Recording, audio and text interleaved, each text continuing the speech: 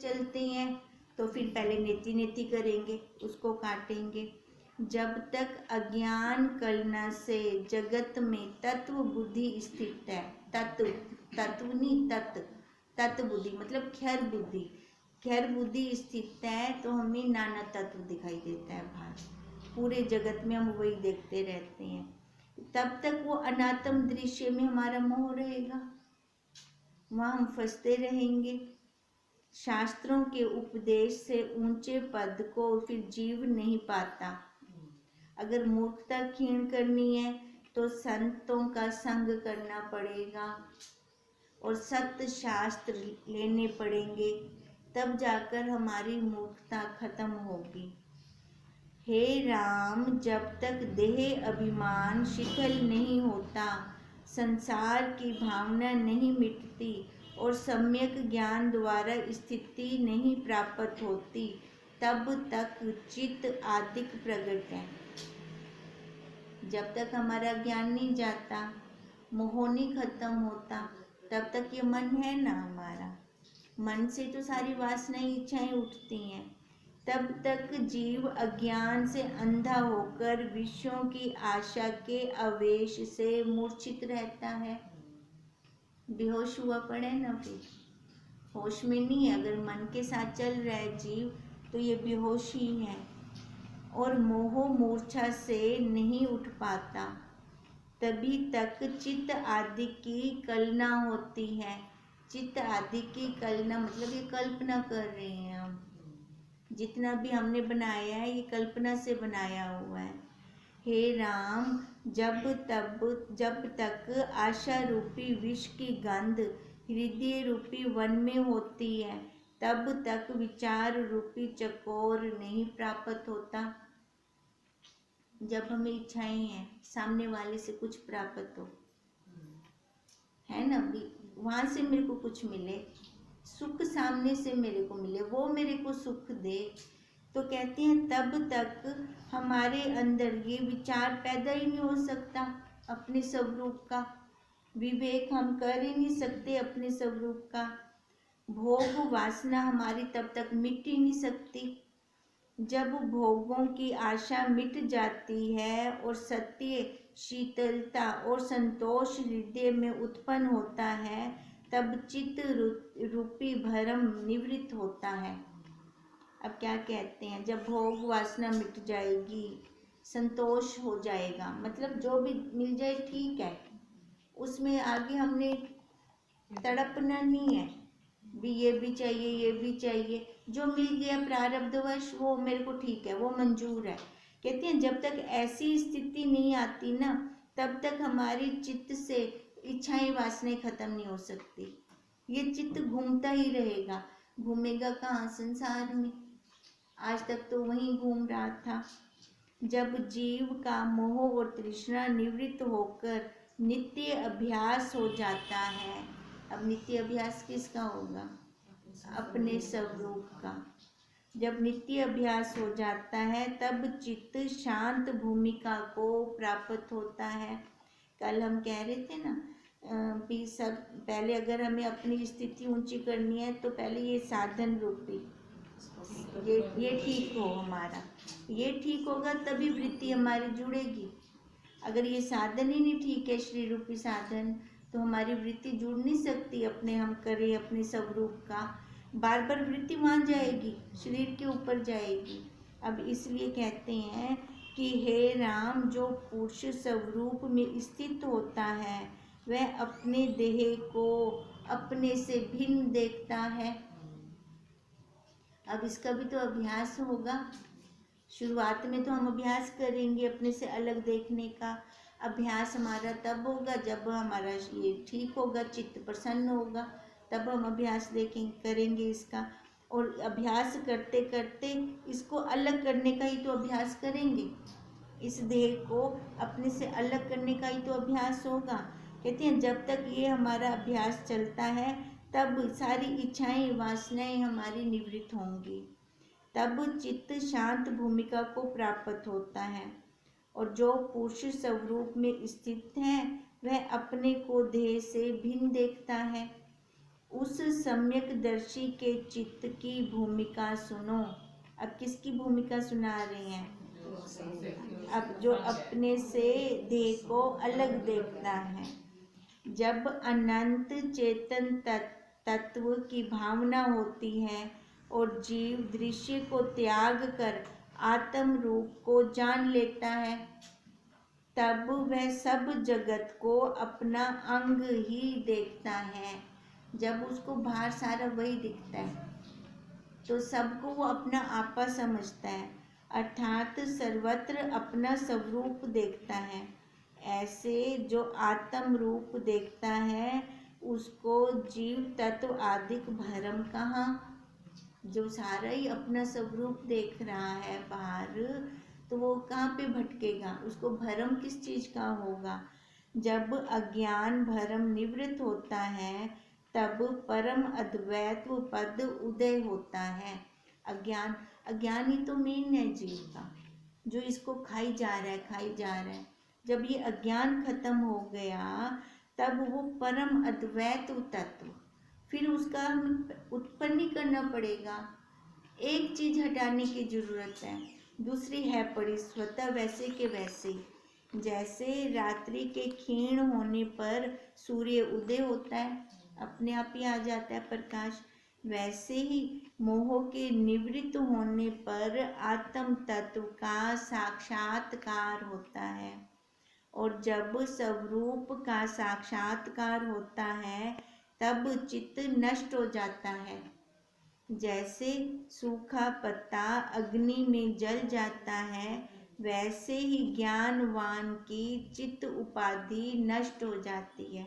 सूखे पत्ते को जल्दी आग लगती है, ऐसे जब हमारा चित्त अज्ञान से परे हो जाता है, अज्ञान रहता ही नहीं चित्त में, तो देखो फिर उसको जो बाहर से जितने भी मिलते हैं ना संसार से, फिर रुकता नहीं है वहाँ से आगे निकलता है, क्योंकि उसने असल रूप देख लिया। संसार का असल रूप क्या है? दुख है, अज्ञान है ना। अविवेक के कारण ये चक्कर हमारा चल रहा है। जब ये हमें असलियत पता लग गई फिर कौन रुकेगा वहाँ पर? जिसने पूरा जान लिया अपने आप को।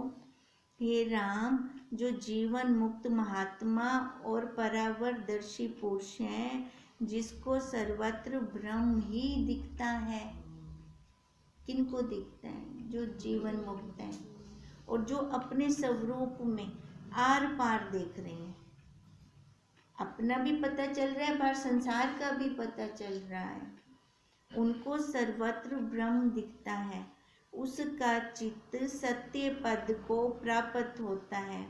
वह चित्त सत्य कहता है, जिसको हम सत्वगुणी अंतःकरण कहते हैं, और उसमें वासना भी नहीं देख पड़ती।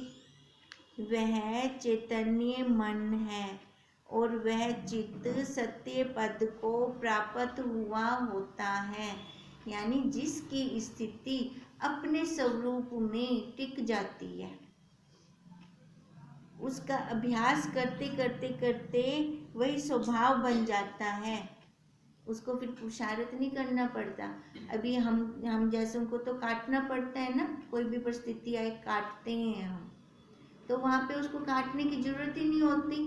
बच्चा खड़ा है ज्ञान कोई बच्चा तैयार है ना, उनका ऐसा भी नहीं होता। उनकी स्थिति ऊंची होती है, उनको वही ही दिखता है, वो कहीं रुकते ही नहीं है। कुछ काटने की उनको जरूरत ही नहीं होती, वो अपने ही सब। देखो हम तभी तो कह रहे हैं, देखो ये तो हम पुरुषार्थ करते हैं, कोई परिस्थिति है काटने का पुरुषार्थ करते हैं, पर वो जो पारदर्शी हैं, परम पद में स्थित हैं, वो उनका स्वभाव है। उनको काटना नहीं पड़ता, उनको कोई दूसरा दिखता ही नहीं है। उनका अभ्यास ही स्वभाव बन चुका होता है। तभी तो साधक का साधना काल का अभ्यास और सिद्धांत काल का स्वभाव, वही दृढ़ता होती है। हमारा जो ये अभ्यास चल रहा है ना, ये हमारे मतलब हम क्यों कर रहे हैं ये? बार बार क्यों काटते हैं? कि हमारा ये स्वभाव बन जाए कि हम वही ब्रह्म हैं। अब इसलिए कहते हैं, हे राम, जो जीवन मुक्त महात्मा और परावरदर्शी पुरुष हैं, जिसको सर्वत्र ब्रह्म ही दिखता है, उसका चित्त सत्य पद को प्राप्त होता है। वह चित्त सत्य कहलाता है और उसमें वासना भी नहीं देख पड़ती। वह चैतन्य मन है। अब देखो, अंदर दो अलग अलग नहीं है, चित्त अलग कहे मन अलग कहे, नहीं, वो एक का एक ही है। तब हमने मन को मध्यभावी कहा।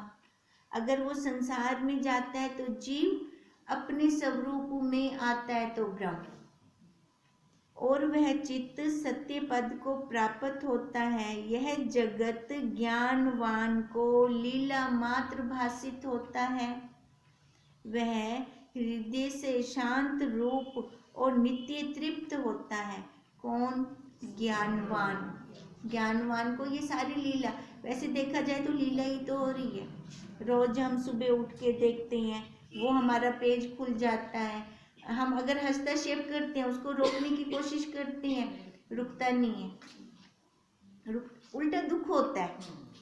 अगर जो जैसे बह रहा है ना, उसके साथ बह जाए तो आसानी रहेगी हमें पार होने में। अगर उसकी उल्टी डायरेक्शन में हम तैरना शुरू कर दें ना, उसके उल्टा जाना शुरू कर दें, तो दुख होता है, मंजिल पे पहुंच भी नहीं पाएंगे हम। तभी गुरुदेव कहते हैं, ये सुबह देखें, ये लीला हो रही है, ये लीला हो रही है, वाकई लीला हो रही है, दिखती है लीला। हमारे हाथ में कुछ है नहीं, हम सामने बच्चों को बोलते हैं ऐसे ना करो, मजा ले, और उन्होंने करना वही है, अपना फर्ज है, एक बार कह के हमने छोड़ दिया, उसके ऊपर चिपक नहीं पड़ना ना, इमें थी वे, फिर तो वो मेरे मन की हो गई, मेरे मन की हो गई, जैसे मेरा मन चाह रहा है वैसे हो, है ना। तभी हमें रुकावट आ जाती है, वो हम आगे नहीं बढ़ पाते। अब इसलिए गुरुदेव कहते हैं, ज्ञानवान को ये लीला मात्र भासित होता है। वह हृदय से शांत रूप और नित्य तृप्त रहता है, चाहे उसके अकॉर्डिंग अच्छा आ रहा है चाहे बुरा आ रहा है, दोनों को देख रहा है। बुरा आ रहा है तो हाय तौबा नहीं कर रहा, उसको क्या दिख रहा है कि ये मेरी प्रारब्ध है, मेरी प्रारब्ध है। अब वो खाली लीला को ही देख रहा है, उसको सर्वदा आत्म ज्योति भासित होती है। विवेक द्वारा उसके चित्त से जगत की सत्ता निवृत्त हो गई है और उसने स्वरूप में स्थिति पाई है। ज्ञानवान ने यह चित्त सत्ता कहलाती है। फिर वह कर्म चेष्टा करता भी देख पड़ता है और मोह को भी नहीं प्राप्त होता। कर्म भी कर रहा है पर मोह में नहीं होंगे उसके कर्म, आसक्ति से नहीं होंगे उसके कर्म।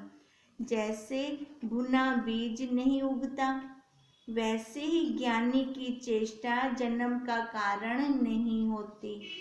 पर जो अज्ञानी हैं उनकी वासना मोह संयुक्त है, फंस जाते हैं। आसक्ति मोह कहाँ आता है? परिवार में, बच्चों में सबसे ज़्यादा हो जाता है। जैसे कच्चा बीज उगता है वैसे ही अज्ञानी वासना से फिर जन्म लेता है। अब भुना हुआ बीज तो नहीं उगता दोबारा। अब अज्ञानी की यही प्रारब्ध होती है, उसने अपने कर्मों से, ज्ञान से अपने कर्मों को सेक दे दिया। अब जब उसके कर्म ही नहीं बन रहे, दोबारा सारे सेक लग गया, तो जन्म कैसे होगा उसका? अगर कच्चा बीज होगा तो वो फिर उग के आता है। पर जिस चित्त की आसक्ति निवृत्त हो गई है उसकी वासना जन्म का कारण नहीं होती, वह चित्त सत्ता कहलाती है। हे राम, जिन पुरुषों ने पाने योग्य पद पाया और ज्ञान अग्नि से चित्त दग्ध किया है, वे फिर जन्म नहीं लेते। ज्ञान अग्नि से अपने कर्मों को सेक दिया तो वो फिर से वो भुना चना पैदा नहीं होगा ना दोबारा। जो कुछ जगत है वही सब उनकी दृष्टि में ब्रह्म रूप है ही नहीं, जगत है ही नहीं। राम जी का यही क्वेश्चन है ना बार बार, मेरे को तो दिखता है, ये संसार दिखता है, ये जगत दिखता है, और आप कहते हो है नहीं। अब है नहीं कैसे? क्योंकि उनकी ज्ञानवान की दृष्टि में ये पूरा जगत ब्रह्म रूप ही है। दूसरा हो तो वो बताएं। जैसे वृक्ष और तरु नाम मात्र को दो हैं, तरु और वृक्ष एक है, पर्यायवाची शब्द हैं ये दोनों, पर वास्तव में एक ही है। वैसे ही ब्रह्म और जगत नाम मात्र को दो हैं और वास्तव में एक है। अज्ञानियों के लिए जगत, और जो अपने स्वरूप में टिक गया उसके लिए ब्रह्म। जैसे जल में तरंग और बुलबुले जल रूप में, जल के अंदर तरंग भी है, बुदबुदे भी हैं, पर है तो जल ना दोनों ही। वैसे ही ब्रह्म में जगत ब्रह्म रूप है। चैतन्य आत्मा रूपी मिर्च में जगत रूपी तीक्ष्णता है। हे राम, ऐसे ब्रह्म तुम हो। तभी कहते हैं ना माता जी, अरे तू ब्रह्म है, अरे तू ब्रह्म है, ताई आँख देना होगी, क्योंकि दूजा तो कोई है ही कहना। जो तुम कहो कि मैं चित्त नहीं, तो यह कुछ माना जाता है, क्योंकि जो तुम कहो कि मैं जड़ हूँ, तो तुम आकाशवत हुए। अब क्या कहते हैं कि जो तुम कहो कि मैं चित्त नहीं, तो यह कुछ माना जाता है। अब मैं चित्त नहीं मतलब इस आकार के अंदर नहीं हूँ, चित्त कहाँ है? आकार के अंदर है। कहते हैं अगर ऐसे कहते हैं तो कुछ माना जाता है, पर वो भी तो उसके अंदर है ना, जगत के अंदर सूक्ष्म में है ना, सूक्ष्म जगत है ना, इस जगत के अंदर साकार भी है सूक्ष्म भी है, दोनों हैं, पर है तो वो भी ब्रह्म। 84 लाख योनियां हैं। अब 84 लाख योनियां कहाँ है? इसी में, इसी जगत के अंदर है 84 लाख योनियां, उसमें साकार भी हैं और सूक्ष्म भी हैं। अब उन्होंने कहा ना जितना जगत है ये सारा क्या है? ब्रह्म है। तो इसका मतलब जो सूक्ष्म रूप से है तो वो भी ब्रह्म हुआ। अब इसलिए कह रहे हैं कि जो तुम कहो कि मैं चित्त नहीं, तो यह कुछ माना जाता है, क्योंकि जो तुम कहो कि मैं जड़ हूँ, तो तुम आकाशवत हुए। कहते हैं अगर आप ऐसे कहो कि मैं चित्त नहीं हूँ तो भी मैं मान सकता हूँ, और अगर तुम कहो कि मैं जड़ हूँ तो ये नहीं मान सकता। क्यों नहीं मान सकता? क्योंकि वो जड़ भी तो इसी आकाश के अंदर आ गया, इसके अंदर ही है ना, वातावरण के अंदर ही आ गया। कहते हैं तुम में फिर कल्पना का उल्लेख कैसे हो? क्योंकि देखो जड़ के अंदर कोई फुर्ना नहीं है ना, फुर्ना किसके अंदर है? चेतन के अंदर है ना।